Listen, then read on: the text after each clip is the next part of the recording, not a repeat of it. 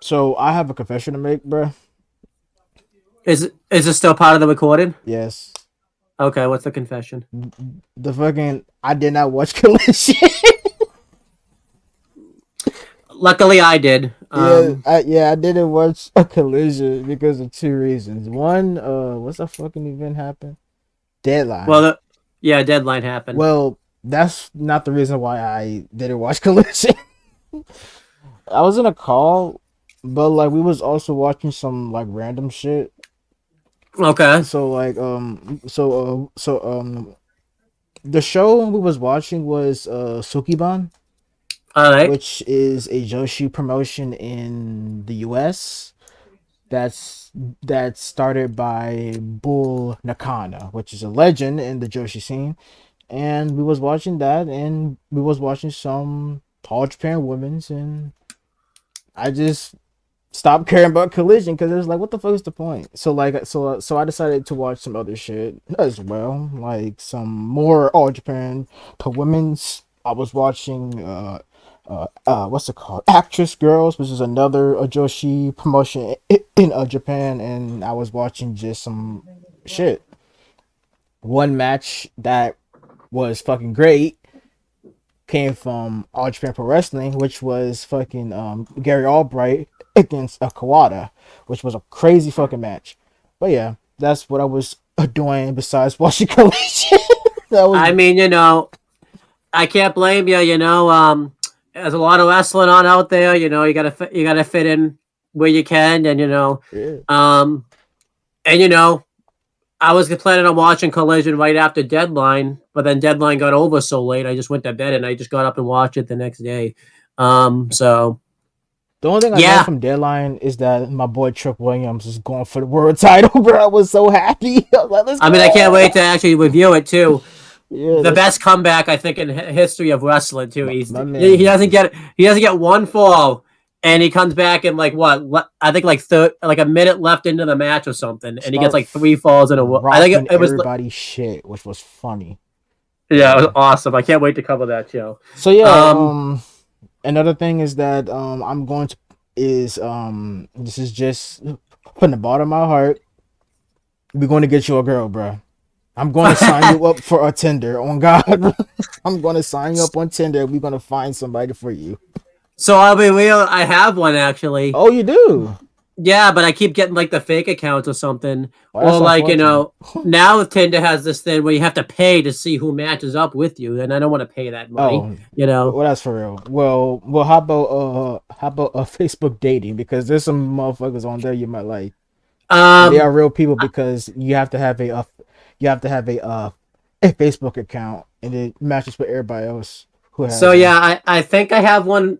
I have 2 Facebooks, and I have one for some reason on my main Facebook account because I think I have one for my main Facebook account. I didn't really get it to date. I was just doing it just to kind of like fuck around and all that type of stuff. I was just messing around, and then I think my preferences are all like wrestling and like other things. So like it doesn't really get me to where I want to be, and then all the ones that I match up with are like nuts, and then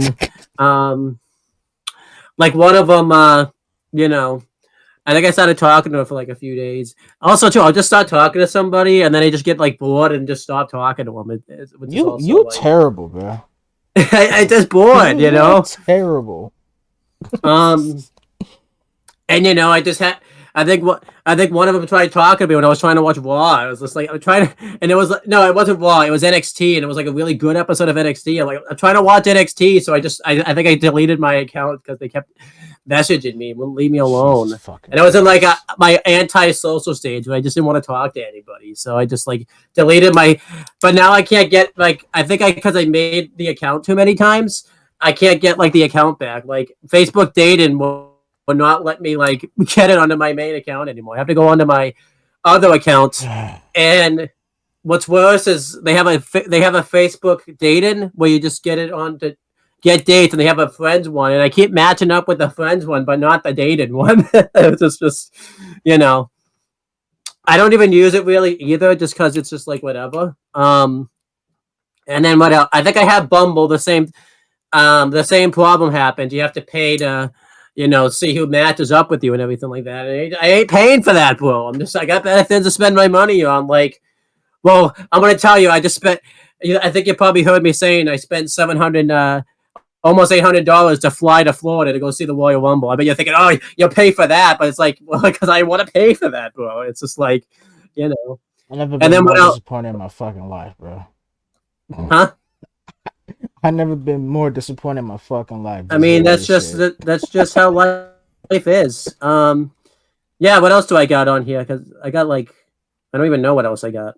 So yeah, I think I said. That's everything I have. You're disappointing me, bro. I know I am. I love it. So, what do you mean? Yeah, fuck it. So anyways, welcome to Spark. That's all I gotta say. Welcome to Spark. What else to say about that? I feel like you're gonna be mad at me now the rest of the freaking video too. You're just gonna be like, no. Fumble the fucking bag, bro. I didn't fumble it. I didn't even try. Okay, so. All right, bro. So but anyhow, let's. What week we on? Yeah, we're gonna talk about AEW content for this week. Hey, just be happy. You only have to really deal with me. Oh, shut up. Let's just go say. You only have to deal with me this year. Just two more episodes, okay? So you know. But anyhow, yeah. So. Some fucking bitches, bro. But yeah, so yeah, we're gonna cover all the AEW shows this week. I guess you and I are only gonna really cover Dynamite together. Everything else would just be me talking. You'll just be going, yeah, that sounds cool. But that's fine. Hey, it's gonna make the show go faster, so that that's good for you. I'm just more disappointed with you with the Facebook dating, bro. Why would you do that to her? You over here like, shut up, bitch. I'm watching NXT. I didn't say that. I just got rid of my account. That's all that happened. What the fuck? You're gonna. There was priorities I had that day. Okay, it was a really good episode of. It was a really good episode of NXT.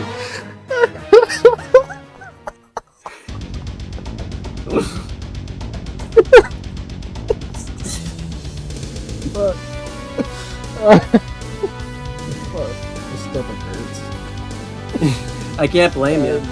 But yeah, so we're gonna cover all of the AEW shows. And yeah, we're just gonna get started. We're gonna start with Dynamite, the only show that you watched this week, AEW related anyway. Unless you watch Rampage, but I doubt you watch Rampage. I was going to watch Rampage because of Daniel Garcia and Bryan Danielson. Okay. I don't know what happened. I don't blame you. Yeah, I think that. But anyhow, let's just start covering the shows. We have the first episode, which is Dynamite, and in my notes it's wrong. I have the date as November 29th, 2023, but I think that's wrong. It's the date of this show was December 6th, 2023. So there you go. Yeah, we had the intro.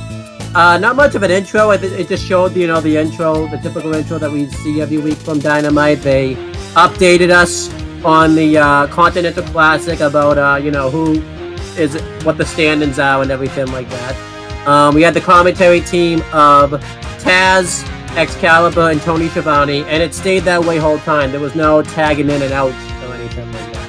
And we had the first match on the show. It was Jon Moxley versus Roosh in the AEW Continental Classic Gold League match.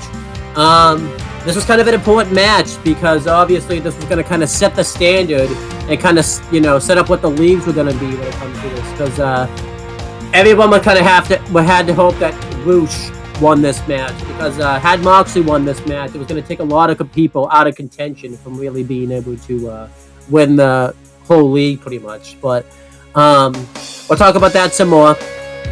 Obviously, they mentioned they had history with each other. They had one match together last year where Roosh didn't win. I forgot that happened, to be honest, and it was like the early days I was covering Sparks myself, so that happened. But we had the match. It was a very good match, very back and forth. They just stopped brawling with each other. You can just sense this hatred that they have towards each other. Moxley hit the dive through the ropes. They brawl into the crowd, and the referee's being lenient towards his count just because, he doesn't want this match to really go into a non-decision and everything like that. During the crowd brawling, Moxley used like a beer bottle or something, or some type of like weapon on the outside onto Roosh. And when they get back to the ring, actually it was the other way around. Roosh used it on Moxley. And Moxley was complaining about it, but because they were so far into the crowd, the ref didn't notice it, so he couldn't call for disqualification or anything like that. The match continues though. Roosh hits the running knees into the corner. Moxley hits a really good stand-up X-Plex, where he just does like a suplex and just throws the guy down to the ground, which was awesome. Roosh hits himself a suicide dive to the ropes. He throws Mox into the steps. He targets the shoulder of Moxley throughout much of this matchup, because if you remember before AEW, when it was in like its year one and everything like that, Moxley got like a staph infection around that area, so he was kind of trying to target that area. Eventually, Jon Moxley hits an elevated paradigm shift. Roosh is able to kick out, and then Moxley immediately puts him into the Bulldog choke. And Roosh passes out, and this gives the win to Moxley, who now has 9 points in his league. And Roosh still is stuck at 3 points. And Roosh is upset because he does get to his feet, but he was out long enough where the ref had to call for the match. It was really weird. And yeah, that was basically it right there. Overall, this was a very good match. I thought it was a very nice back and forth brawl. But yeah, Moxley win. We'll talk about it. But because of this, Jay Lethal and Mark Briscoe had to be in like a must-win position in the leagues and everything like that. Basically, they had to win the rest of their matches to really have a chance anymore. But we'll talk about that later on. But yeah, overall, this was a very good match. I really enjoyed this. I think Roosh can still win because he's got like enough points to keep himself in contention, which is interesting. But yeah, Mox is now at 9 points. Roosh is at 3 points. Overall, how did you feel about this? And how did you feel about, because this match basically kind of changes the tournament pretty much, at least on the Gold League and everything like that. This was a good match. I'm happy Roosh got fucking passed out, then actually get fucked up and lost. The only reason why is because I love Roosh. That's my boy right there. And it's just fucking good. Like, it's good to see my boy Roosh actually looking strong. And I'm happy that my boy fucking I'm just happy my boy Jon Moxley is getting some love and whooping everybody's asses. And this is really a good setup match for, the future. I just hope that my boy, from like what I see and from what I, look at, we know Eddie Kingston ain't winning this shit. I mean, he's had a chance, but he's gonna have to like win all of his. We'll talk about that later, but he has to win the rest of his league pretty much to stand a chance. Yeah, which is gonna take a while. Yeah. Yeah. Other than that, good shit. And so, yeah, it's good. Yeah. What's there to say about this? Just good shit. Yeah, good shit. Next, Jay White and Jay Lethal have a build up. It shows a nice little hot package talking about the history before the Continental Classic and everything like that. You know, Mark Briscoe talked about how Jay White went to Ring of Honor when he was on his excursion from New Japan, and talked about, you know, how he was just a young boy back then, and, you know, he basically used him as a whooping bag and everything like that. And Jay White talked about like how that may have been the case, but ever since then, and it wasn't. I'm sorry. I think I said Mark Briscoe. I meant to say Jay Lethal. I don't know why Mark Briscoe said it, but yeah. You was my bitch. But yeah, Jay White talks about, you know, how he went on to become a bigger star than Jay Lethal could ever imagine in the business. Which is funny as shit. He had more hype when he came into AEW than Jay Lethal did, and he talks about, you know, how he's going to prove to Jay Lethal that he's not the wrestler that he once was back in the day. This was a really good hype package. It hyped up both competitors. You know, Jay Lethal was talking about how like he needs to start to get some points here to kind of prove that he's still the wrestler that everybody claims to be and everything like that. So overall, how do you feel about this hype package? I thought it was very good. The only thing that came out of it for me was I never heard anybody told another young boy that you are my bitch. You are my whooping. You are my punching bag. That is fucked up, bro. You don't just say that to another human being. Then again, Samoa Joe, being diabolical as always, told Max that you are my property. Which is a outrageous shit to say to somebody. It's still funny to me to this day. Yeah, I mean, it only happened to a week ago. Shit, I don't think I'm ever gonna forget that. I won't let that go because I never heard anybody say that you are my property. That is fucked up. It's like you are my slave. I know, yeah. Then we have an in-win. Well, on the stage interview, anyways. It's Renee Paquette interviewing Roderick Strong in the Kingdom, and Roderick Strong talks about how he's just trying to protect his best friend by proxy, Samoa Joe, just to kind of so he doesn't fall into a false sense of security that MJF isn't the devil. And he talks about how everybody has to accept the consequences that they have, like him. He talks about how you know, being in the business, he's dealt with a lot of injuries and everything like that, and it's caused him to be in the next race and in the wheelchair. However, not anymore. He gets up out of his wheelchair. It's a miracle. He's finally okay, and says that this chair isn't going to define him anymore. And he said that it's finally time for him to get back to the Roderick Strong of old, who just kicks everybody's ass. And the Kingdom take the wheelchair and toss it off the stage because they thought that was a symbol of the dominance that Samoa Joe had over him and everything like that. They wanted to get rid of that. So yeah, he's still got an injured neck at the moment, but you know he can finally walk. It's a miracle. You know, it's good that he's finally okay. We'll see what happens with Roderick Strong, but overall this was a really good promo, and he's still obviously an inspiration to people because, you know, the dude's still wrestling with a broken neck. So that's good. Overall, how did you feel about this little segment they had right here with Roderick Strong? How'd you feel about it? It was a miracle, man. The walk. Man, big cry, bro. It's a miracle he can fucking walk, dog. Man. So happy.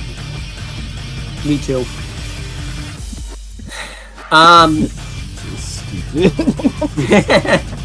Hey, I mean, it's a miracle, you know. A miracle is a miracle. You know? This whole shit is so fucking stupid. It's a Christmas miracle, you could say, you know. And then it goes to break, and then when it comes back, Renee Paquette's backstage, and she tries to get a word with MJF, but before she can, Heyman Adam Page just kind of walks by. And Renee Paquette, you know, this is the first time we've seen Heyman Adam Page since he lost the Texas Death Match. And Renee Paquette wants to know how Heyman Adam Page is feeling.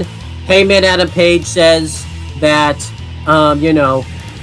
he isn't feeling great. He talked about how he needed to take a couple of weeks off, but he mentioned, everything that Swerve Strickland did to him, and said that, this feud isn't over between us, which I hope that means by that is like, they'll have a match again down the line, like they're not having another match, because I feel like if they have another match, then Page is going to win it. I really don't think we need to do anything more with that feud. I kind of hope that's just like, okay, we'll come back to this later. But then MJF comes out, and he talks about how, it's been a while since him and Heyman Page, have had a crossover recently. They haven't really been on screen together all that much. And MJF, talks about, how the last time they were, he was making fun of Bret Hart and all that type of stuff. And Adam Page reminds him that the last time they stood face to face with each other, he eliminated him from the Casino Battle Royal, which gave him the opportunity to become the first ever world champion. And MJF is just like, yeah, that went real well for you. You were really the first ever AEW world champion. Well, the last time I remember we stood face to face, I beat you originally to get the Dynamite Doesn't win. And, you can kind of sense there's some tension between them. And Heyman and MJF accuses Heyman Adam Page of being the devil because he just finds it to be a little bit of a coincidence that him and the devil haven't been in the same room together, and that, ever since Heyman Adam Page has been a little bit more vicious lately, ever since he's broken away from the Elite and everything like that, and he has all the reason in the world to be the devil. And Heyman Adam Page said that if he was going to lay out MJF, he would do it right to his face. And they act like they're going to get into it, but Samoa Joe comes up and plays Peacemaker and is upset with MJF, but he's just trying to get into all these fights before the world title match coming up. And he's already upset with them as it is because he basically booked them in a match against the two masked men. So, yeah. Overall, this was good.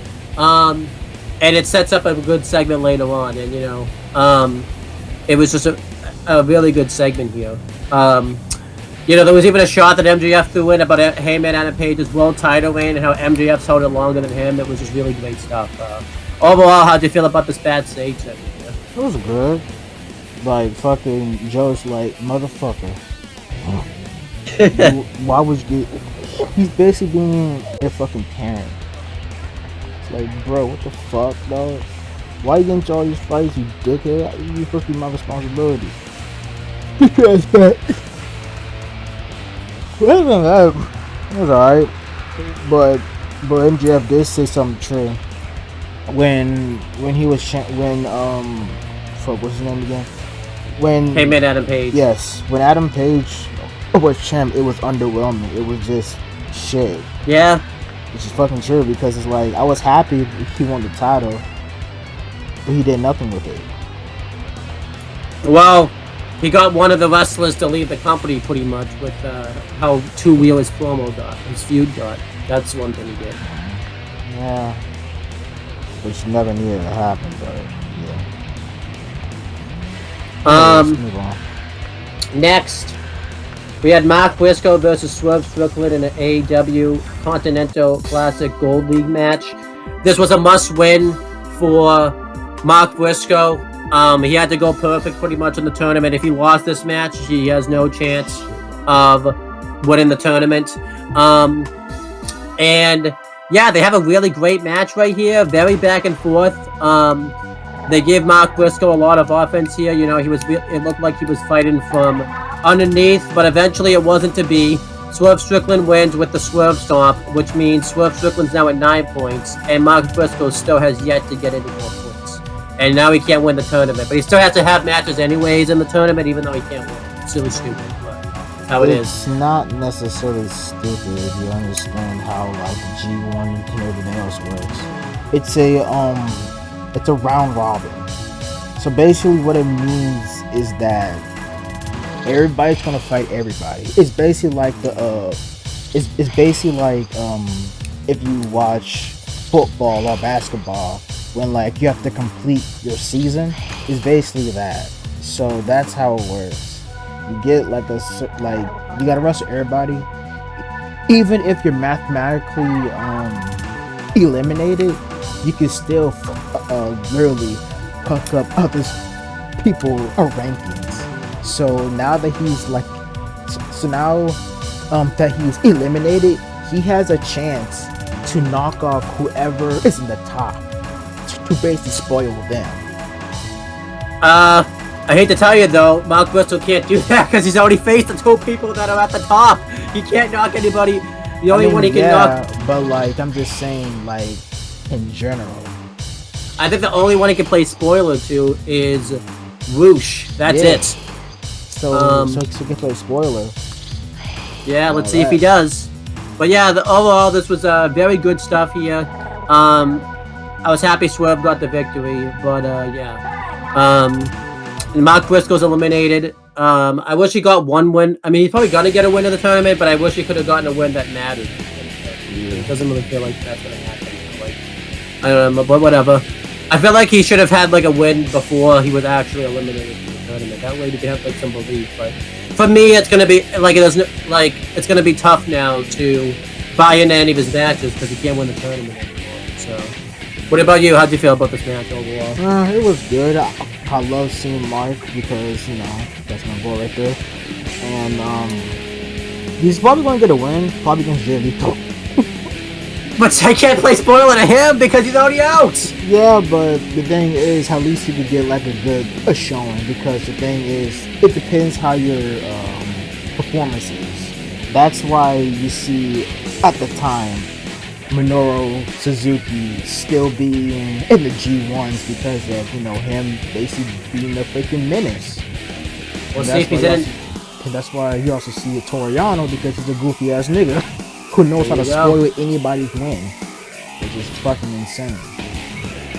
So yeah, maybe after his joint, depending on his whole performance, it might be him doing a tournament again next year, which I'm all down. We'll see. I hope so. Then we have Renee Paquette interviewing Mariah May. She's not happy that's Renee Paquette interviewing her. She wanted it to be RJ City because, you know, they have like a good friendship going and everything like that. But, you know, I do too. And she talks about how she had a conversation with Tony Khan, and since she was a big star in Stardom, they're going oh God, she was. Yeah, she was. And she talked about how they're going to give her a special debut pretty soon on AEW, and they have like a good opponent lined up for it and everything like that. There's not much more information given to that. It was it, pretty much. It was a relatively okay interview. I could have done without it, but whatever. It was there. What do you think of this? So anyways, so RJ City, he has a YouTube channel and he does some little lives of him making coffee in his underwear. It's good shit. There you go. Then we had Samoa Joe and MJF versus 2 Devil Mask wrestlers. We didn't know who they were. The match does not happen. Samoa Joe's in the ring. The 2 Devil Mask guys show up. The lights go out. They surround Samoa Joe as if they're going to attack him. However, when the lights come back on, they're not there anymore. And on the screen, it shows MJF is laid out. And a big thing is there's a beer bottle broken around him. Oh my God, James Storm. And some people have been saying that. But, you know, obviously this is a tie-in because earlier, you know, Heyman had a page, this whole thing is that he drinks and everything like that. It could be him. Samoa Joe runs backstage to check on MJF. But the big thing the commentators make sure to mention is we didn't actually see MJF get attacked, though. This was just on screen. This could be a ruse. Which very well could be the case because MJF's never been attacked by the Devil. Or any of his minions or anything like that. It's only been, you know, his friends or something like this. This could all be a ruse. Which, you know, I hope it's not, because I think that's the worst outcome, is that MJF all along has been the Devil, just because, you know, it'd be really stupid. But overall, I like this. I like the fact that they're finally furthering the Devil storyline. I hope we get like some type of combination of it by World's End. I think they did this too because MJF has a torn pec and he can't really wrestle right now, so that's why they did this also, I think. So yeah, overall this is a good way to further that storyline. how'd you feel about this? Or do you think this is a ruse? Do you think, MJF set this up, or do you think he was genuinely attacked? Both. Oh, okay. Like, okay, so if this is a ruse, he would have one of his mates shatter him with the bottle, which is, I mean, that 200 IQ, in my opinion. That, or like, he just had his friend shadow a bottle across a wall or something, and then just put it right next to him. But if it is someone else, I mean, I'm down for it. Mm-hmm. Yeah. We'll see. Yeah. There's good stuff though. Next, John Moxley's backstage. He cuts a promo talking about, how well he's been in this tournament, how he's just blown through everybody. He's finally getting some respect put back on his name after everyone's saying he's been a garbage wrestler. And then Swerve Strickland comes up, and, they are due to have a match, whenever you upload this, I think it's going to be tonight. Well, it's already happened. Against, each other. And Swerve Strickland, talks about, how he's been impressive and he's been looking forward to getting in the ring with Moxley. He wants to, see what the hype's all about. And they kind of walk off and they have a nice little face-off. This is good stuff. I really like this a lot. What do you think of this? I'm hyped for the match. That's all I would say, because two of my boys wrestling. That's all I ever asked for. There you go. Then we had the AEW Women's World Championship match. It was Timeless Toni Storm with Luther and Mariah May ringside, defending against Sky Blue. Good stuff. Pretty decent. They worked a nice match with each other. Eventually, Toni Storm beats Sky Blue with a roll-up. I didn't like the finish too much. I thought it kind of came out of nowhere. And, it feels like they kind of lost what was going on with Sky Blue. I think, she's a darker character now, but now she just kind of feels a little generic now at this point. And then, I like what's going on with Toni Storm, obviously. And yeah, we don't really know who the next challenger will be. Oh, yeah, we do know who the next challenger will be, because I forgot the big thing that happens. Afterwards, she's having a close-up, and then Riho makes her 7,000th return to AEW. This is the 7,000th return she's made. Cool. Overall, this was relatively fine. Nothing really wrong here. It's just, I wasn't invested in this match, really. I was on my phone most of the time, so, But I didn't hate the match or anything like that. I was just kind of not really invested in it. So, overall, how did you feel about this? You fucking plebeians. So basically, you fucking plebeians, bro. But, so I'm happy Rio's back. I know she's been busy doing them damn Tokyo Joshi Pro tournaments and shit like that. Speaking of Tokyo Joshi Pro, they had a match, right? The Tokyo Joshi Pro, where they added, this is real, and I'm going to watch this show. They had a fucking match, a whole show, probably a match too, just inside a aquarium, bro. Whoa, okay, that's interesting. They had a show in an aquarium, and I saw a clip of a whale or dolphin splashing them with water. The hell?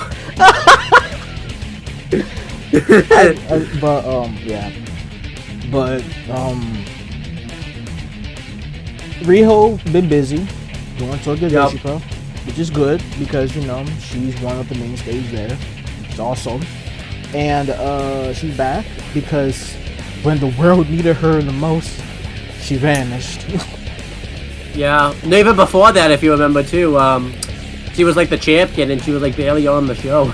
Yeah, she did, promoting the damn bell all over the place. Like, hey, look at me, I'm a champion in America, even though nobody really cares. But yeah, so I'm happy. The match. So like, I'm happy Riho's back, right? Yeah. And it was good shit. So. That'll be good. Yeah, that's probably going to be a World Ends title match, women's title match right there. So. Who you want to win? Tony Storm. I'm interested in the character right now. That's right. I think this is just going to be a one-off, you know. I hate to say it, I think once Rio's going to lose this match and then disappear again. She's going to be like, you know what? I don't care about you. I'm going back to Japan. Yeah. Fuck y'all. Yeah, Y'all call me a child. I hate you. Yeah, I don't get it, yeah. It's really weird. I mean, I know, I get what you're saying, but like, AEW basically signed someone they can only use like a few times a year. Yeah, which I will admit is annoying. But at the same time, it's like, at least she's having more fun down there than over here. Yeah, definitely. Then it showed the build up to the TNT title match. You know, the same stuff we've seen before. There was some stuff in there this time around about Adam Copeland. You know, they talked about. I was about to say Day, but you said Copeland. Yeah, a lot of Adams in AEW. Different Adam here. Adam, Samoa, Joe. I still want a segment of all Heyman, Adam Page, Adam Cole, and Adam Copeland are in the ring. I want a compilation of everything of fucking Raw and Strong to see. I think there is one, but I want AEW to have a compilation of that. Did you ever notice, by the way? I think I mentioned this in the chat when he was doing his segment. He screams the first name and then says the last name like normal anytime he says anybody's name. It's the funniest shit. It's so simple, but it's so funny. Renee! But yeah, okay. But overall, how did you feel about this, like, high package they did for the TNT title? Wait, there was a high package?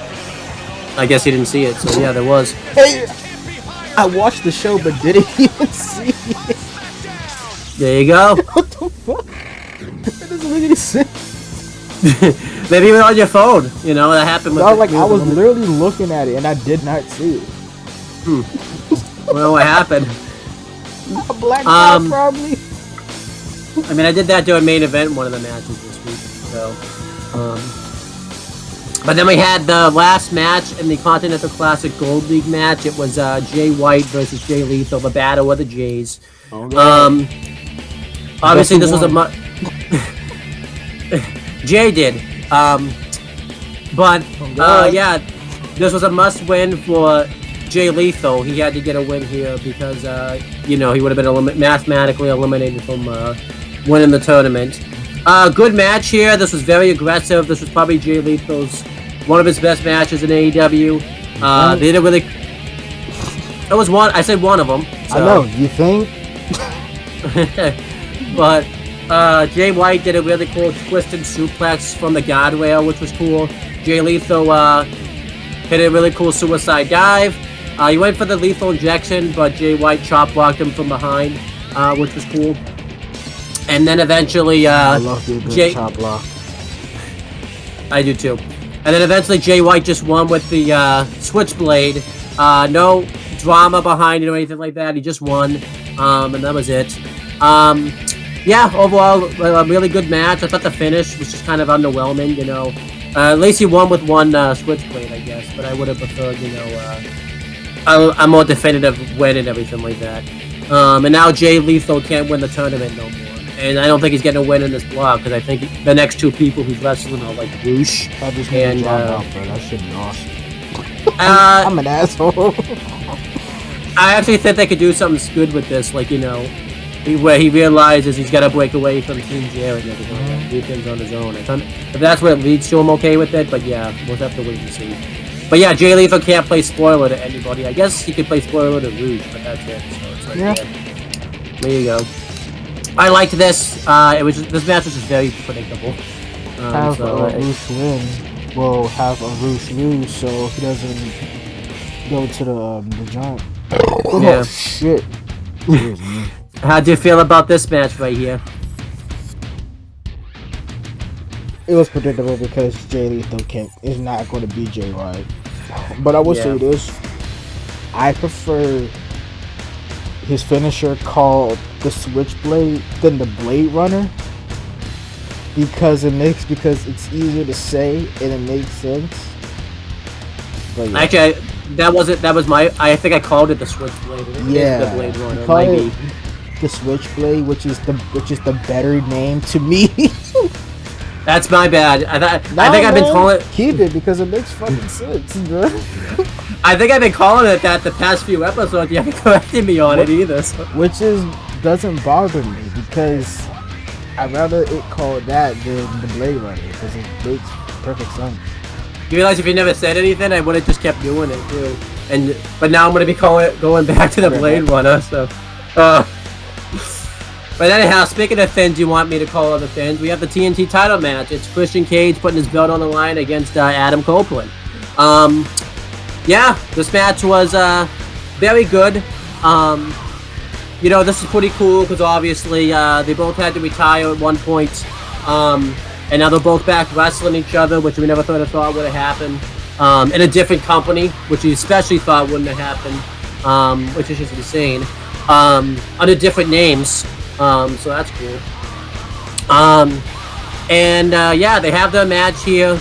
Copeland and Christian Cage kind of stare down each other a little bit, and then Adam Copeland just destroys Christian Cage throughout the beginning portions of this matchup. He targets his hand, he stomps it onto the steps, he throws him hand first into the steps, he hits a back suplex onto the announcer's table. He's just destroying Christian Cage. Christian Cage keeps trying to escape, but Adam Copeland won't let him. At one point, Taz calls Adam Copeland Cope, and you can tell he didn't like that move because he never called him that name again, which I think he realized, yeah, I ain't doing that anymore. And then eventually, Christian Cage pulls Copeland in, shoulder first, into the post.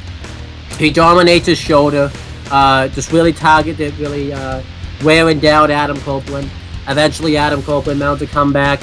He hits a really good flapjack on the Cage, which was awesome. Christian Cage hits a spear. Copeland kicks out. Christian Cage hits the kill switch. Adam Copeland kicks out of that. Adam Copeland hits the... they call it a different name in AEW, but it's the jumping DDT. It used to be called a different name in WWE. But Christian Cage kicks out of it. Then he locks him into like a sharp. It used to be a submission finisher in WWE. He locks him into like a reverse sharpshooter.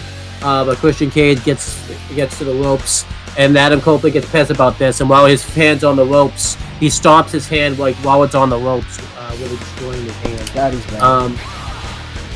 I didn't even know you were gone. Oh yeah, I was doing someone's getting a Chipotle, so I asked it all out. Anyways. Oh, okay. Continue. Christian Cage hits a tornado DDT to Copeland. He goes for a spear, but Copeland count. He moves out of the way, and somehow the ref takes the blunt when he moved out of the way. So Christian Cage realizes this. He low blows the referee, and he goes to grab the TNT Championship. But Adam Copeland lays him out with the spear, and eventually they both get laid out. They get laid out with double cross bodies, and Shayna Wayne comes out. And you wonder. Let me correct you there. They both got laid out because both of them tried to do the spear. So they butt heads or just bump into each other like this fucking fire pole and just laid each other out. There you go. It is the goofiest. Bruh, I'm gonna say this: a double spear spot to me is kind of scary. It is, because if you actually come full force and butt each other's head, you want to be like Chris Benoit, bro. You just chill out with that. Yeah, but then at this moment, Shayna Wayne comes out, and you don't really know what decision she's gonna make because obviously both of these men have done her wrong. You know, Christian Cage has been insulting her and just making fun of her and everything like that. Meanwhile, a couple weeks ago, Adam Copeland took out her son with a concerto. Killed his son, bro. Right in front of her. So you're wondering who is she gonna take out, and it was pretty predictable. She ends up smashing Adam Copeland off the head with the TNT Championship, and leaves. And then Christian Cage to spear, a kill switch, and then he stomps Adam Copeland's head into the TNT Championship. And he pins Adam Copeland, and Christian Cage retains the TNT title. Overall, I didn't really like the finish at the time, but thinking about it a little more, I didn't mind it too much. I kind of figured this was going to happen anyways. This is probably going to build to a rematch between these two. We're hoping we'll get the belt then. The only thing I question, though, is I feel like this might have been the time to take the title off of Christian Cage. I say that because Adam Copeland legitimately took out all of Christian Cage's, like, minions and everything like that, and he was finally by himself, and I thought this would have been the perfect time. Plus, they're in Toronto. It would have been a nice moment for Adam Copeland to win his, what's probably going to be his last title in his hometown, pretty much. So I thought that would have been a nice thing, but that didn't happen. But overall, I'm happy Christian Cage, I guess, won the first match, though, because this is what everybody really wanted to see. So overall, it's kind of tough. I think I would have given the win to Copeland and then have him have a nice run with the TNT title, have him have the dream matches we want him to have. But, plus the Shayna Wayne thing was very predictable. Like, it was so telegraphed that you were going to hit Adam Copeland with the title. So, Man, can you I don't... Oh, not at all. I'm just saying AEW, I think, has they did this with Nick Wayne at Wrestle Dream, where you could just totally tell he was going to turn on Darby Allin. I feel like AEW needs to do like their turns better to make it look like it's a fight, because she delayed so long. You could just definitely tell she was going to hit Copeland, but whatever. But yeah, overall, really good main event there, though. And yeah, it was just great stuff. Overall, how did you feel about the main event? Could have been better. It did, but I'm gonna ask everybody here, for those who don't like the fact that she turned on Edge, I want you to think about this, alright? Which will you do? Would you hit somebody who literally called you a fucking, call you names and all that shit? Or would you go target the guy who damn near killed your son with their fucking concerto, damn near give him CTE or some bullshit?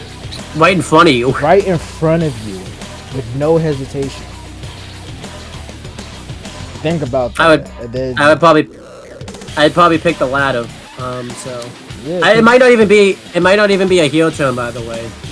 So she probably did it because you nearly killed my son. Yeah, because if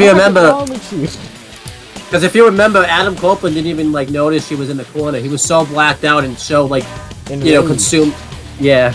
So, but overall, that was AEW Dynamite from last week. Overall, a great show there. I give it a B+. I thought, we had some great wrestling on the show. They furthered the MJF storyline, and we had a pretty good women's title match. And the Roderick Strong segment rule. So, I thought everything was perfect. Obviously, I would have liked to see a little bit more storyline and some more stuff added to World's End pay-per-view, but we didn't get that. So that's why I don't think it's quite in the A range type of thing. Overall, how did you feel about last week's Dynamite? What's your rating again? I give it a B+. That's fair. This was a Dynamite. I don't know what to rate it because stuff happened, but at the same time it's like, it's whatever. It does feel like, I think I talked about last week, AEW is in a little bit of a lull at the moment. So I'm gonna be real with you, bro. This is probably AEW's worst year. Yeah, we'll talk about that at the end. Yeah, it was pretty loud. Plus, at the end, I have some crazy fucking news that also involves AEW because this is nuts. Yeah. To me. But yeah, let's just start talking about I'll just start talking about the rest of the shows. You'll just have to chime in. I'm gonna chime in regardless, bro. Yeah. So we had Rampage, which aired on December 8th, 2023, but taped right after Dynamite, so it was a tape delay, as always. On commentary was Tony Schiavone, Ian Riccaboni, and Magic Matt Menard for some reason. Really weird commentary team. Mm-hmm. We had the first match. It was an international title match. It was Orange Cassidy with Danhausen defending against Angelico with Serpentico. This was built from ROH Wrestling last night because Angelico faced Daniels, and he held the submission onto on and Orange Cassidy had to come out and like make the save, and then he chop blocked Orange Cassidy from behind, so to set up this international title match, which is really weird because that was taped a week. The ROH part of it was taped a week ago, and then they're just doing the match now. But whatever. Yeah, pretty good stuff here. I thought this match was fairly enjoyable. Orange Cat. Well, yeah, he looks good, but Angelico looks good in this match. Eventually, wait, hold up. Angelico was booked? Yeah, he fought for the international title. He faced Orange Cassidy. What the fuck? Yeah.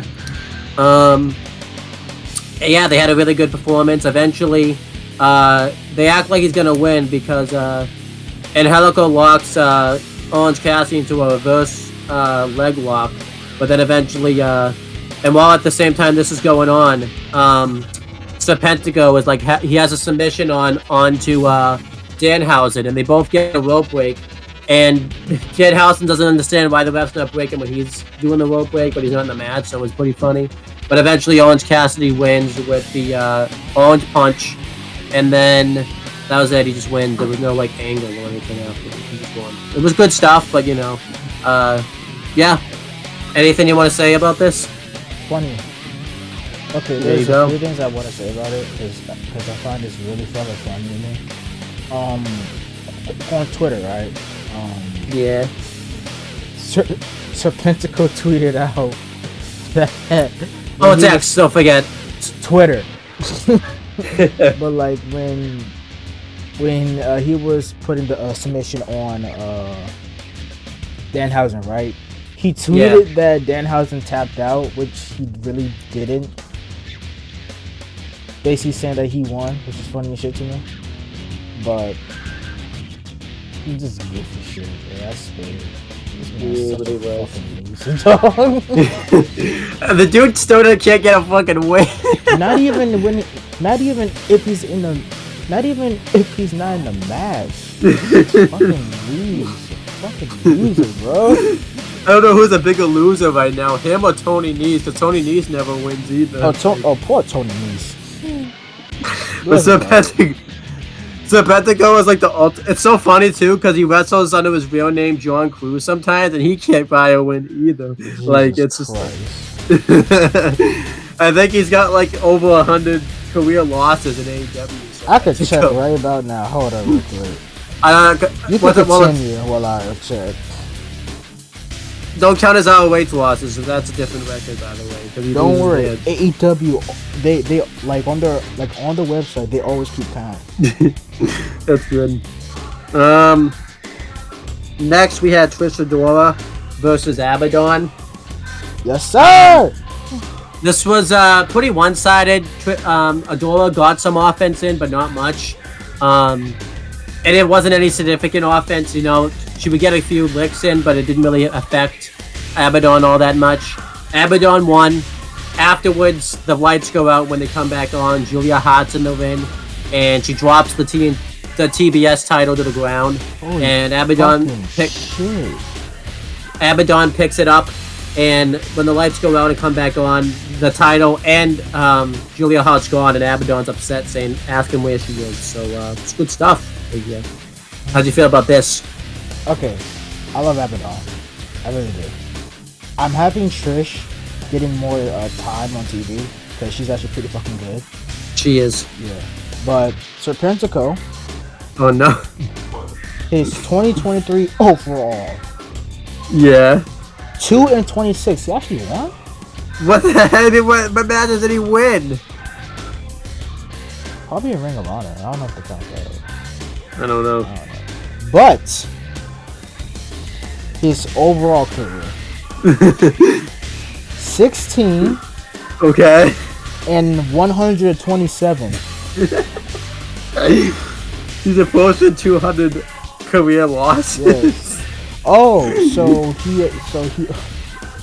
in his 23 joint, he won 2 singles matches. A good 2. Part of me thinks Part of me thinks he probably won by disqualification. Yeah, it was, but like count out or something. I don't know, bro. What is this? This dude cannot pile win. Like, loser. Why is Angelico hanging out with this dude? Like, out of pity. Would you hang out with him? Out of pity, probably. Then just to clown on him every time he gets fucked up. Oh my, that'd be awesome. Next, Mercedes Martinez and Willow Nightingale have like a little video package, talking about their history. It was good stuff. And then we had Kanosuke Takeshita and Powerhouse Hobbs versus Matt Sydal and Christopher Daniels with Don Callis on commentary. That was good, you know. Daniels and Sydal looked good. Eventually, they just get wrecked by Takeshita and Powerhouse Hobbs. Powerhouse Hobbs wins with the world's most devastating slam. I don't really care about the Don Callis family anymore. I feel like they lost a lot of steam recently. I don't really care about them. They just lost their purpose now. Because they're kind of feuding with Kenny Omega and Chris Jericho still, but not really. I don't know. How did you feel about this? And how do you feel about the Don Callis family?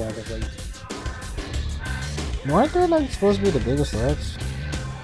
Yeah, they've been on Rampage lately. I think they're phasing out a bit. Yeah, they definitely are. Then Top Flight and Action Andretti have an interview.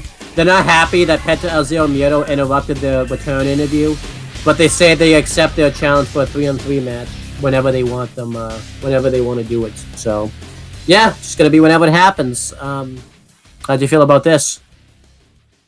You already know who's gonna be their partners. Yep. Then we had. Where is he? Is he still home?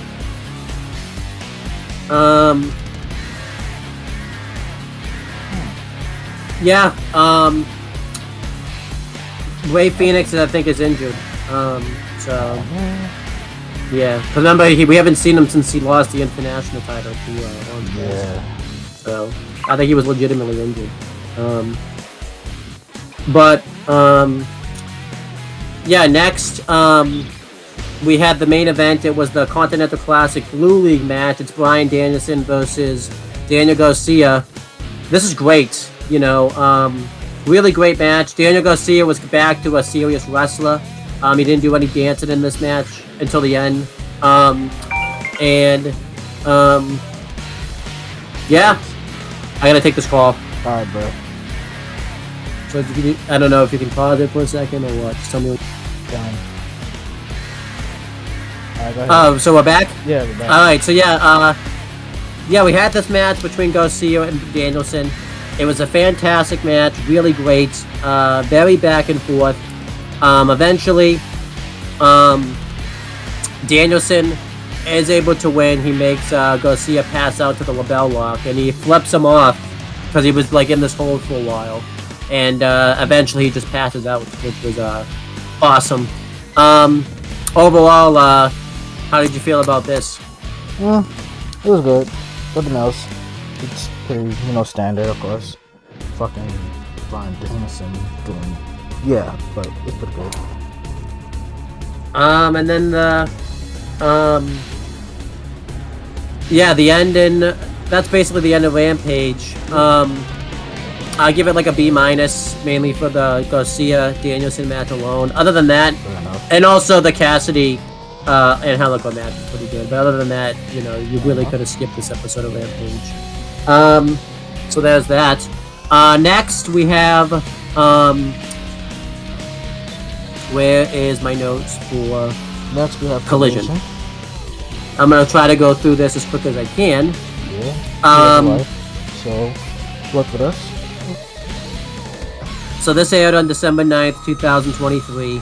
We had the code open. A bunch of people did their promos, mainly everyone that was going to be in the Continental Classic matches. Claudio and Eddie Kingston did really good promos to build up to their match. I love it when Eddie Kingston does the code open because he doesn't want to deal with the code open. He just wants to get through the code open as quick as he possibly can. It's really fun. Plus, he's passionate. And Ethan Page, really love about him.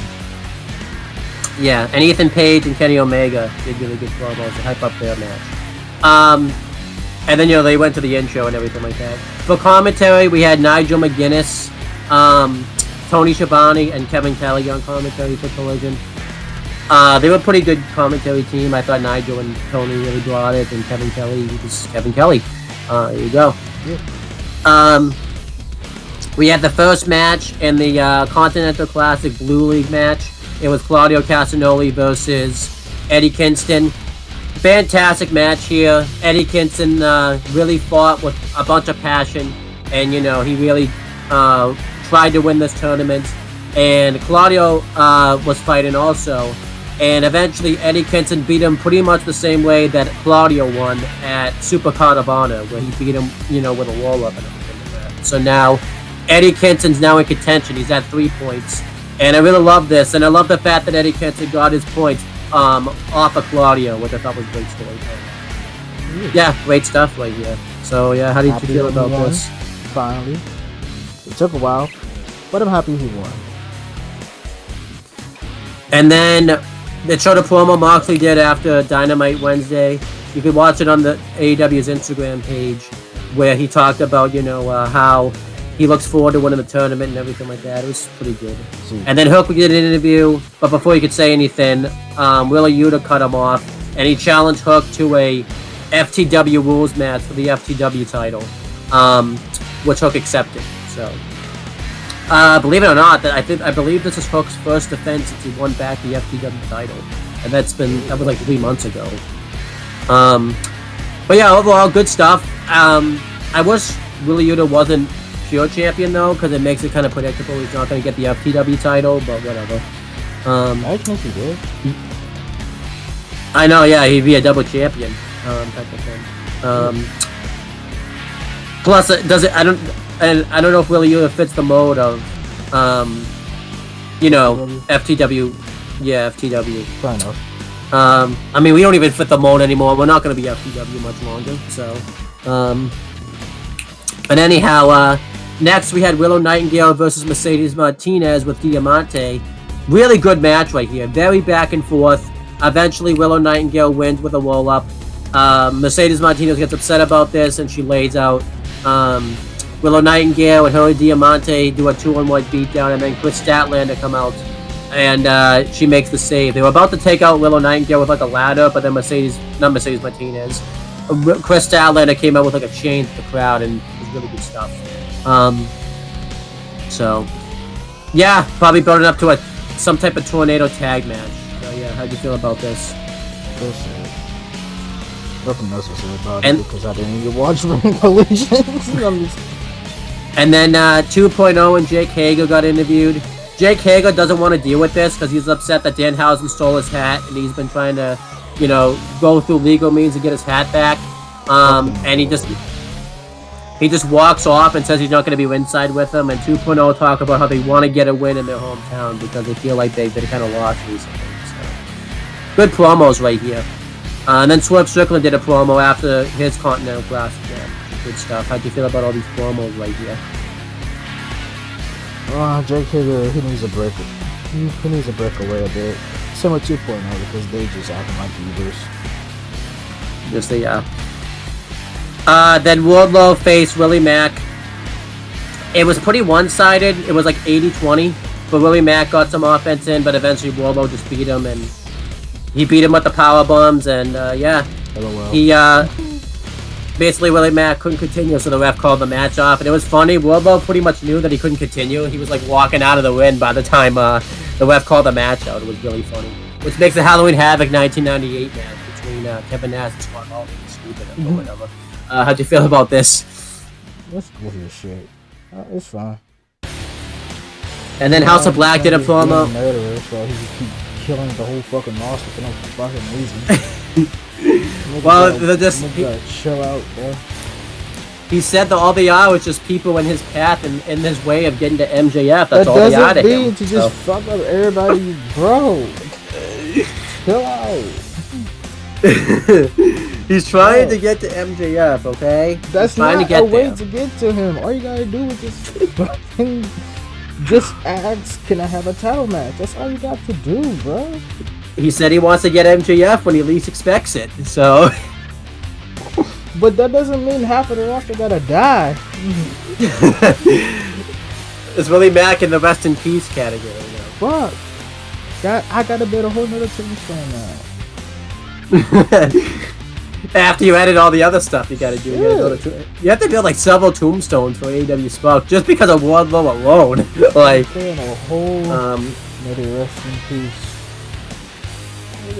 But anyhow, then House of Black do a promo.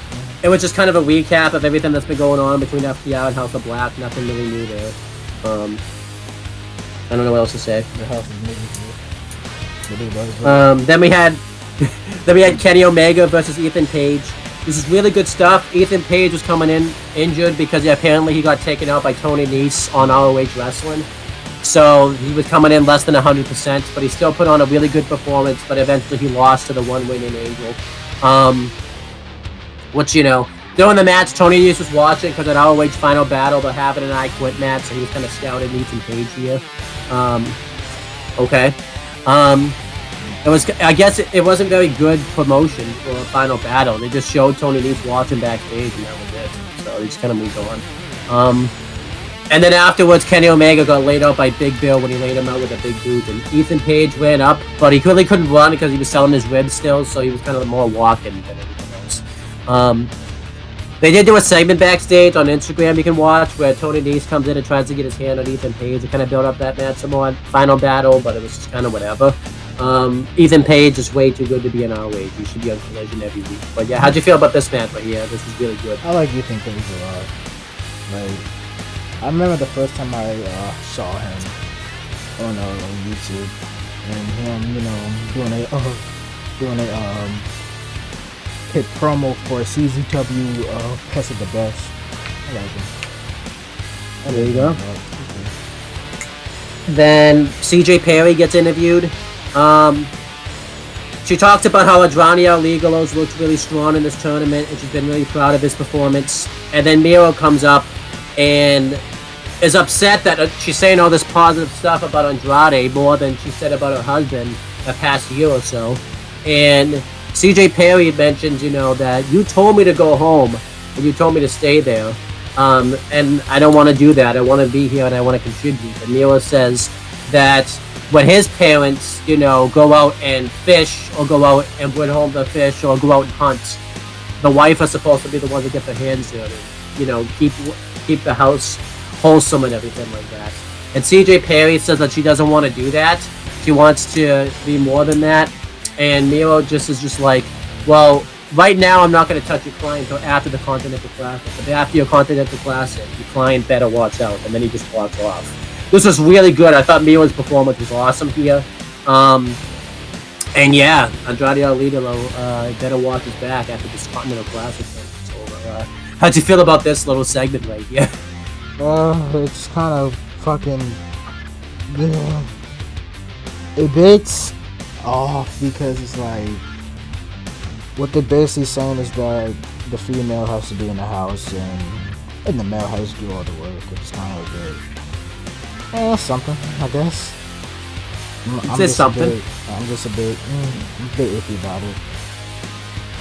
But yeah, I feel like Mio's promo delivery was so good though, it made me like invested in that. I like actually took promo delivery. That's the rest. Like, I really did. It's fucking good. And then Julia Hart has a promo where she talks about how when she looks into an opponent's eyes, she can typically tell, she can get a sense about them, but when she looks into Abaddon's eyes, she can't really get anything out of Abaddon. It's like the first one that she can't really understand. What the fuck can you get out of her? She's dead. I don't know. So she said that, she's going to have to try a new she's going to have to try a new strategy to try to get a feel for Abaddon. So I wonder what that... And during this, you see Abaddon's cutting a promo, just being dead and everything like that. She can find worse. How'd you feel about this little segment? How'd you feel about this little segment right here? Okay, so I saw this promo on Twitter. So I know what happened. Abaddon could finally speak. What the fuck? I'm shook. Yes. I'm like, holy shit, she knows how to talk? She could speak? Do my eyes deceive me? I'm like, oh, man. But yeah. Next. Good shit. Next, we had Penta El Zero Miedo and Commander with Alex Up with Hentai's ringside versus two. You know, it sounds like you're a big fan of Commander because every time I mention him, it's like, oh god, like. Because Phoenix does it better. That's fair. But yeah, they faced 2.0. They beat 2.0.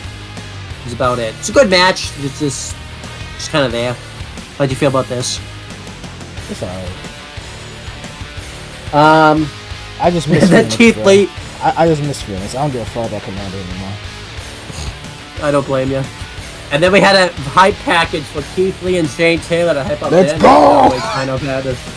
Stop! Leave it alone.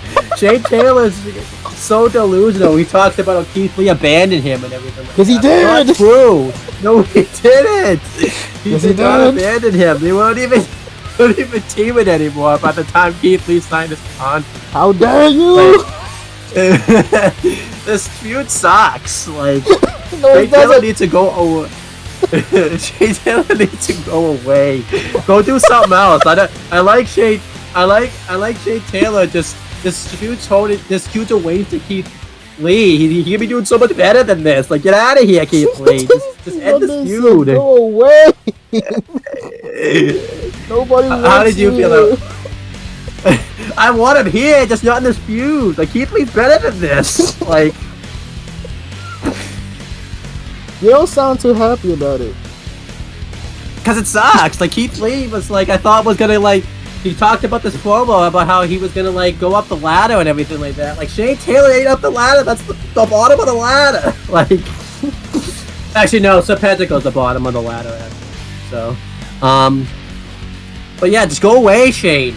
Like, just go in ROH. Do your thing. Like, Keith Lee's trying.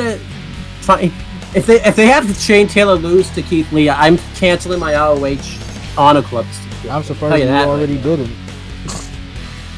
Well, because I thought when I subscribed, Eddie Kingston and MJF were going to be showing up, and they've shown up on like 2 episodes. Actually, MJF none, and Eddie Kingston showed up on like 2 episodes.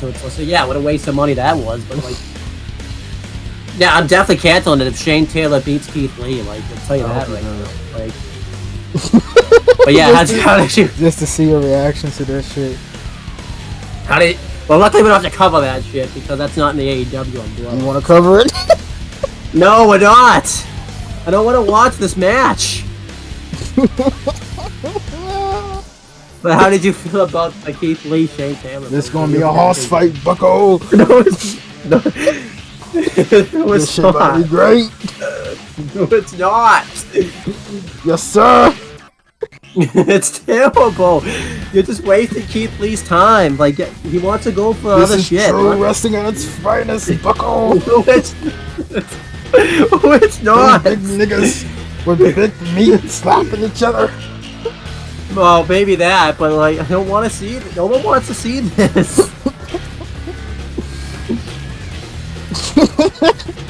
I don't know. And then I get pissed off even more because then I'm gonna watch Bryan Danielson wrestle with a broken orbital ball against a cardio leader. I was already pissed enough as it was, and then I already knew Bryan Danielson got hurt in this match, and then it's just like, oh my gosh. And you're just seeing the stuff that's going down. Like, they take his eye patch off, he gets his eye gouged in. Like, dude, go home, Bryan. Like, you gotta wrestle through the match, nigga. Get the fuck out of here. Go away. You should have stayed away. Like, this match was just really unsafe and just really made me not enjoy it. Andrade was fucking his ass up, bro. Andrade won because, you know, the guy's got a broken orbital bone, so obviously Andrade was gonna win. And yeah, this was just really stupid of AEW to do this. Really dumb. How do you think about this? I heard about this match. I was really unsafe. Like, like I heard about it when I saw a photo of Brian laying down. Yeah. But one thing I would say is that I'm not in that bandwagon where it's like, oh, TK doing this because Brian can't do no damn G1, which, looking at the evidence, I really do think Brian cannot do a G1 at all. He's gonna fucking die. But, yeah. This is the only decision I don't like about. Well, not the only, but this is one of the decisions I really didn't fucking like. Because Brian doing this, because Brian doing a matches like weekly, leading up to Wrestle Kingdom is not a good idea. Because I'm gonna say this. If that match is canceled, I'm fucking done. Okay, let me say this. I'm not done with wrestling. I'm just like, I'm blown away. Like, I'm literally flabbergasted. Led astray. I'm just like, what the fuck, people? Especially, too, did you hear, he's having a match in Final Battle. It's a 6-man tag, and he's teaming up with the BCC to I don't care. Yeah. Go home, be a family man. Fuck. Like, bro, I know you love wrestling, and I really do understand. Just don't know, right? I'm not one of those guys that's like, just retire, whatever, blah, blah, blah. I'm not one of those guys, okay? Because I know he's really passionate about this. He's really passionate about professional. Like, he wants to wrestle. I get that. Like, I understand it, like, I really understand it, why he's not, stopping. But I'm worried about him more than anything. Yeah, me too. If he gets hurt, I'm gonna be pissed the fuck off at everybody. Right. But I just want him to he has a match in the Tokyo Dome. I know. One of the biggest matches one of the biggest venues you could ever have with this shit, bro. And the last thing I want is to see this motherfucker cancel the match because of this shit. Yeah, same.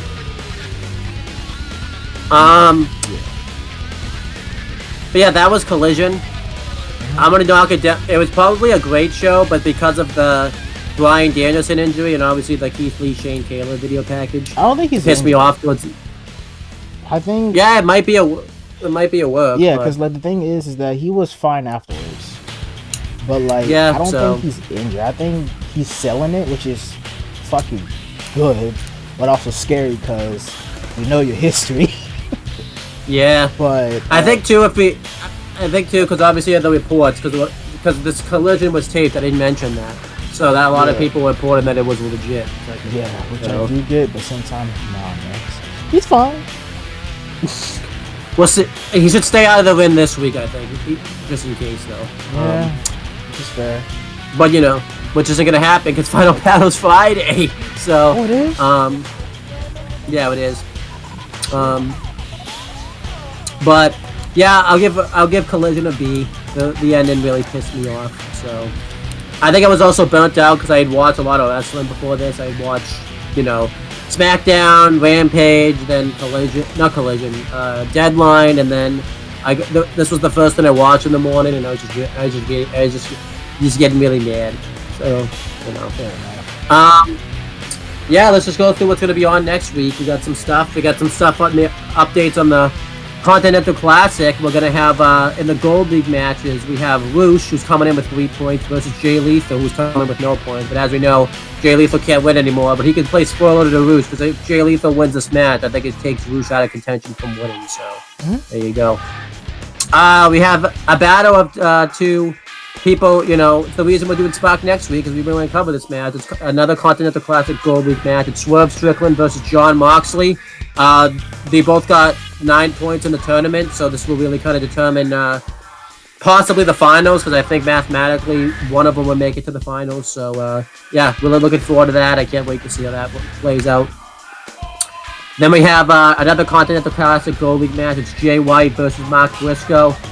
Jay White's coming in with 6 points, and Mark Briscoe doesn't have any points, but he's mathematically eliminated. However, he could still. I believe he can play spoiler to Jay White in the sense that I think if he wins this match, I think Jay White can't win the tournament. I'm pretty sure. So that's about how it goes. We have other matches announced in the Continental Classic. We for Collision and Rampage. We just know in the Blue League. We just know they're gonna happen, but we don't know what the matches are yet. So obviously, AEW will keep you updated. I was gonna say we would, but we're not gonna be doing Spark before then, so we won't. But other things that are gonna happen on Dynamite. We're gonna hear from Samoa Joe after what happened with MJF. We're gonna have Heyman Adam Page versus Roderick Strong. Roderick Strong's battling a broken neck to kind of get through this match, so that's interesting. And obviously, this is interesting because obviously they both have an association at the moment with MJF. Roderick Strong because he thinks MJF's the devil, and Heyman Adam Page because now we think he's the devil because of the segment last week. The Von Erichs are gonna return to Dallas for the first time in a while. This is also the Winter is Coming edition for AEW, which is weird because they're doing it in Dallas, which is only known for winter. So, okay.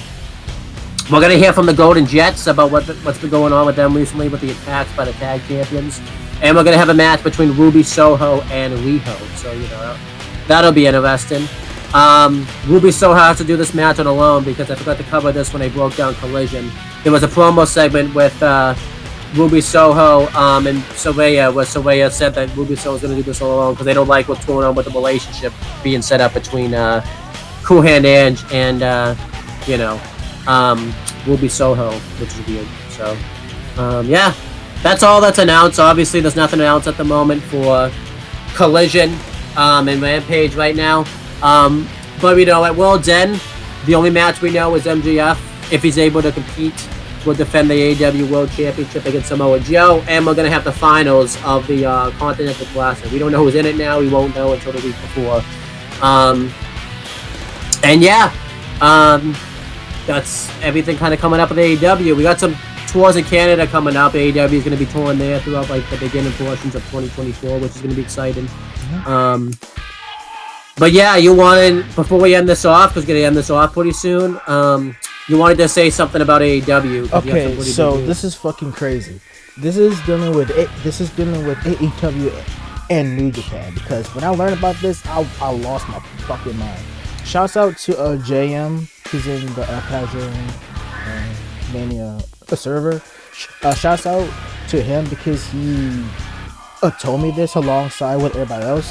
But so remember how the Triple Crown was? The whole thing with the reason why the tournament has high stakes, right? Yep. Apparently, New Japan didn't know about them doing that. And having New Japan strong a title with that. Apparently, they never knew about that, so that was a bit of a shoot. Okay. Then again, fucking New Japan is about to drop strong, so this might be one of the ways to defunct the title.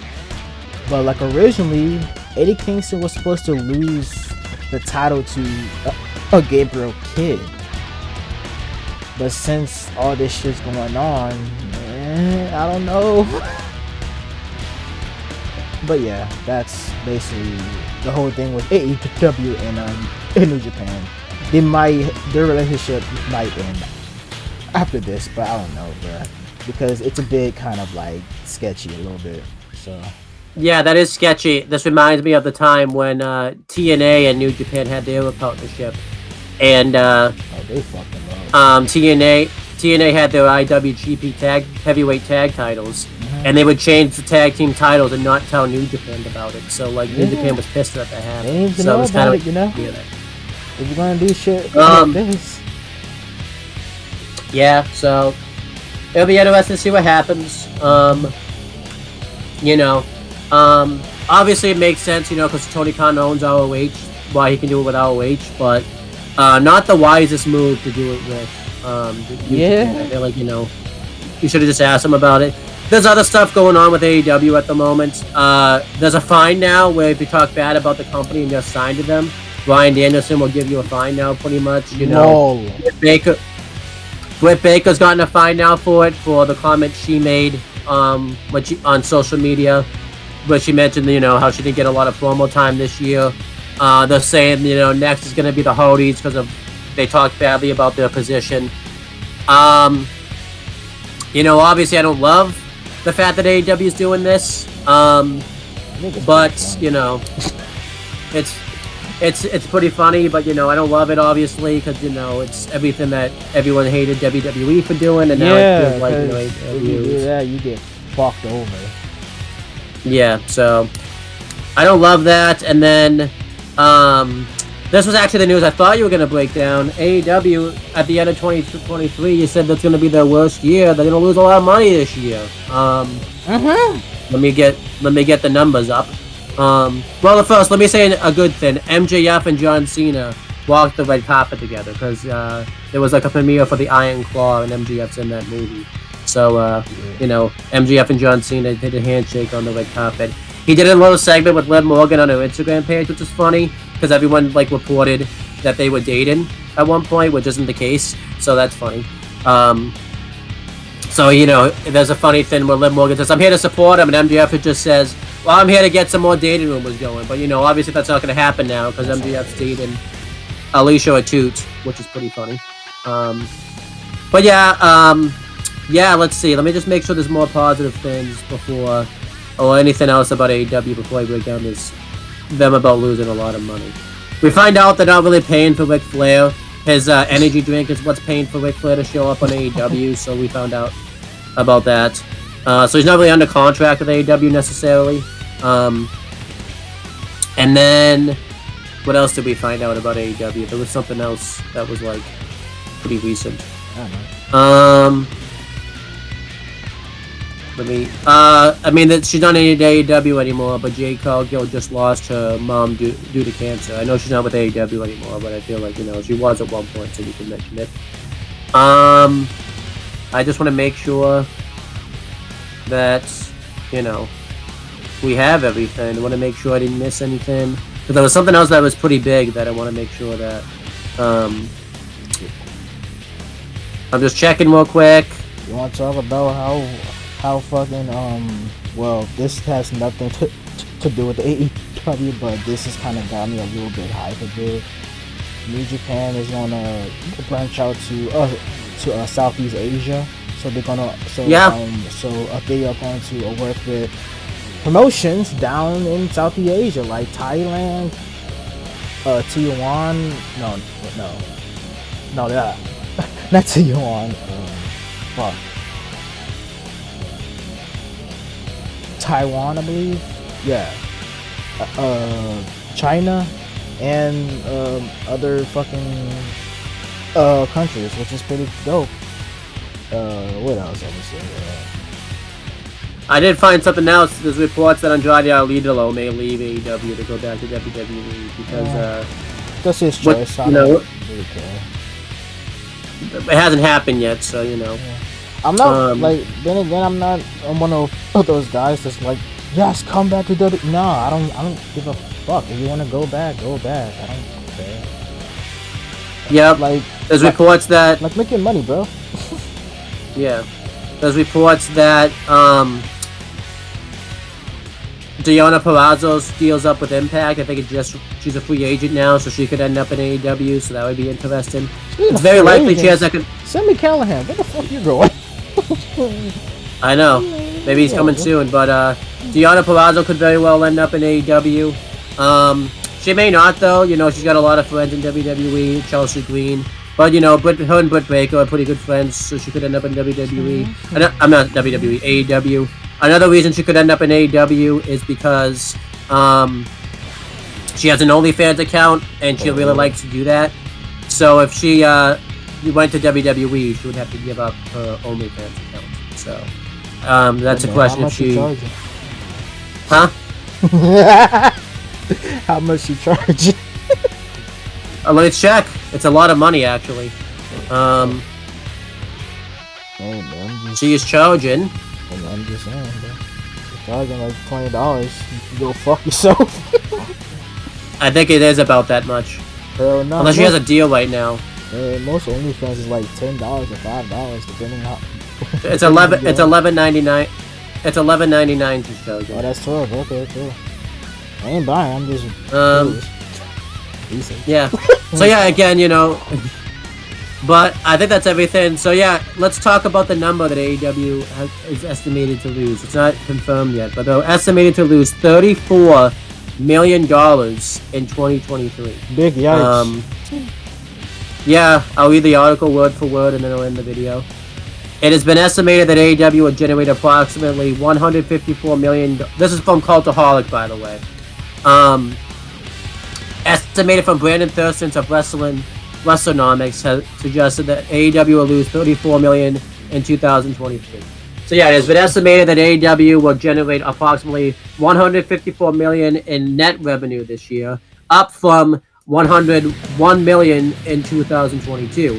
The United States media rights deal with Warner Bros. Discovery will bring in a bulk of AEW's revenue, estimated to be around $68 million per year to air Dynamite, Rampage, and Collision, with the current deal believed to expire at the end of 2024. AEW brings in additional revenue from international TV deals with the likes of ITV in the United Kingdom and Aerosport in India to generate a further $7.8 million. In total, Reconomics have estimated AEW will bring in $98 million for $998 million for 2023, which includes an additional $19.4 million for pay-per-view buys. Another $34 million, meanwhile, will be generated from just over 500,000 ticket sales by the end of the year, along with a further $22 million in revenue from consumer products. You know, consumer products is probably merchandise, something like that. The increased revenue is still lower than AEW's expenses, however, and talent compensation is estimated to cost AEW around $85 million per year. Media and events operating expenses add another $66 million to outgoing, while consumer products, licenses, expenses, and general expenses brings AEW's estimated outlay to just over $188 million. Overall, WrestleNomics has estimated that AEW will have a earnings before interest, taxes, depreciation, and amortization, as otherwise known as EBITDA, of $34 million in losses from 2024. The promotion's net income will be even worse. This doesn't mean that future isn't bright for All Elite Wrestling, though, and WrestleNomics noted a strong increase in the promotion's United States video rights fees could make AEW profitable from as early as 2025. So, it's, you know, they are losing a lot of money, but they're still going to be a profitable brand, which is good. Obviously, I think the losses come in. I mean, I know it said it, but I'll just say more. If you remember, they did more pay-per-views this year than they had before, because they did All In, they did Wrestle Dream, and they're doing World's End. The video game, you know, obviously lost them a lot of money, I think, because they actually made the game this year, and I don't. From what I hear, I don't think the buys for the game have been very strong as they would have liked. Like Chris Dodd and I talked off camera, and he mentioned like they went to Walmart, and not a lot. One of the Walmarts they went to, they didn't sell any copies for the game. They lost a lot of money when it came to the video game. They also signed a lot of big stars this year. They signed Will Ospreay to a contract. They signed Adam Copeland to a contract. They just renewed the Elite's contract recently. And potentially MJF's contract if he's quietly re-signed with AEW. So, you know, they lost. And, you know, Adam Cole. No, who came in? Who was a big signing? Because it wasn't Adam Cole. Wasn't there another big signing that came in earlier this year?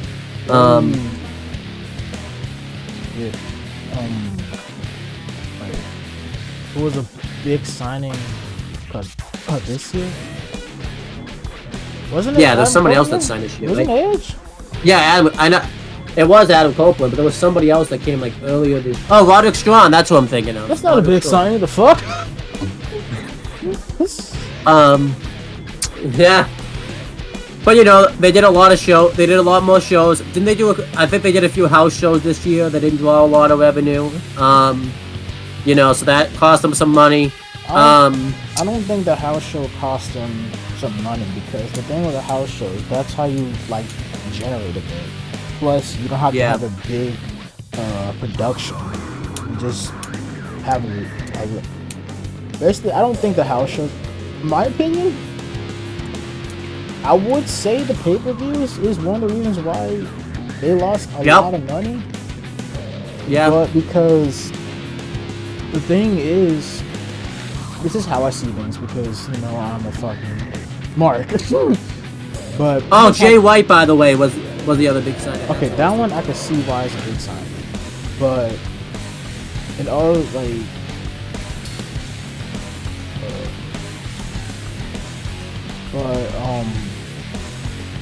this is just me.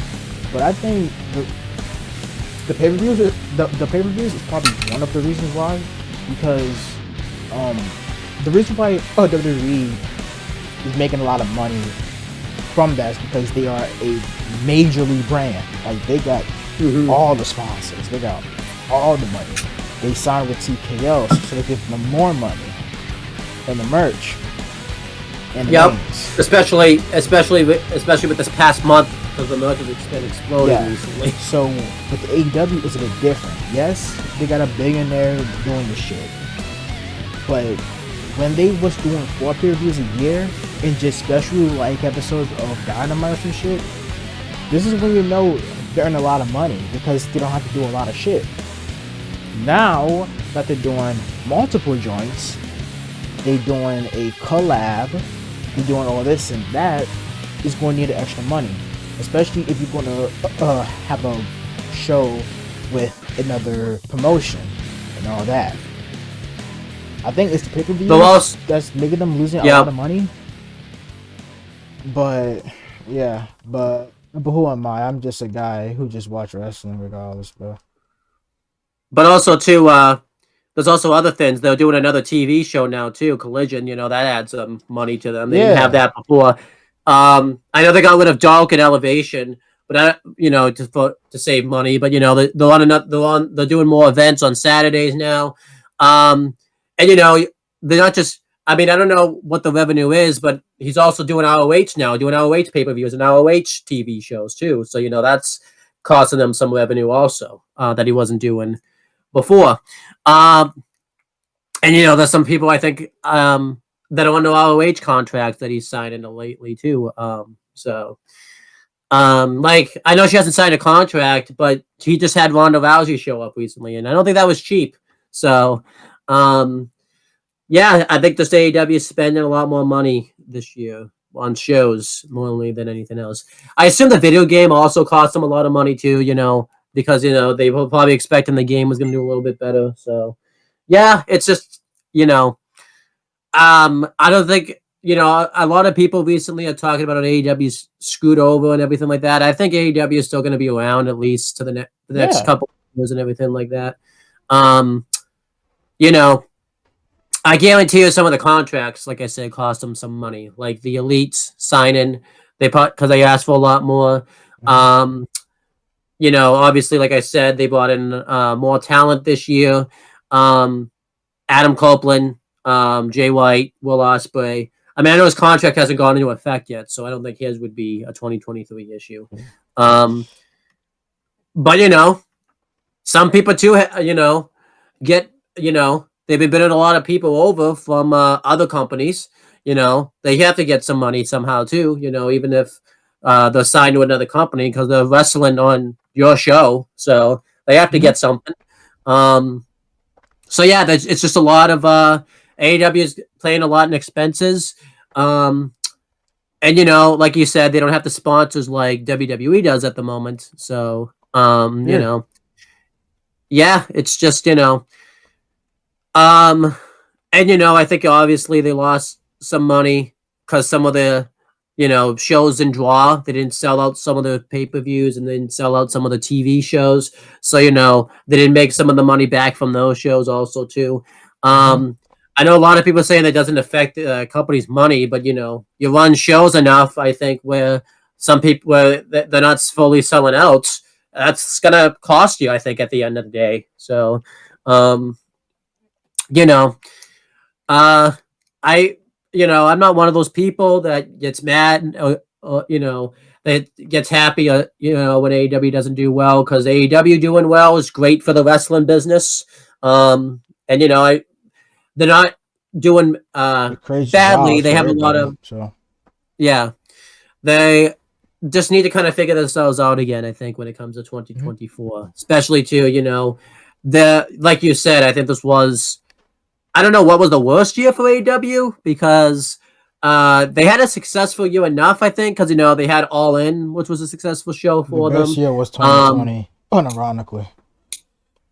yeah, and that was the pandemic year. Yeah. Um, but I think this year, um, it just definitely you could definitely sense there was a change in of how they present the Yeah. shows now this year. And I feel like too because they did more pay-per-views this year, I think that hurt them more and helped them. Not just money wise, but it kind of made a lot of people disgruntled a little bit because that was kind of that was the reason AEW people liked AEW so much. Um, and then I think what's also hurt them is Peter Rosenberg said it on his podcast recently. I think WWE is just kind of giving everybody everything they want. It does feel like it's a little bit more of a collaborative. It does feel like at the moment AEW is just kind of won by one guy, and that's Tony Khan. And Mm-hmm. I don't think he's got the AEW's best interest at heart sometimes. So, Oh, um, yeah. but yeah. What about you? Because I know you wanted to talk about do you think this was AEW's worst year? Because you wanted to mention you My thought it was their opinion, worst it's year. not the strongest. This is not a good year for them. Like this is not the strongest Yeah. year. The best year was the pandemic year because they got a lot of good shit down there. But I don't know. I just like they're kind of fucking up. Yes, they are fucking up, but I'm at a point where it's like I don't care no more because I don't really care if they're doing good or bad. Same with WWE.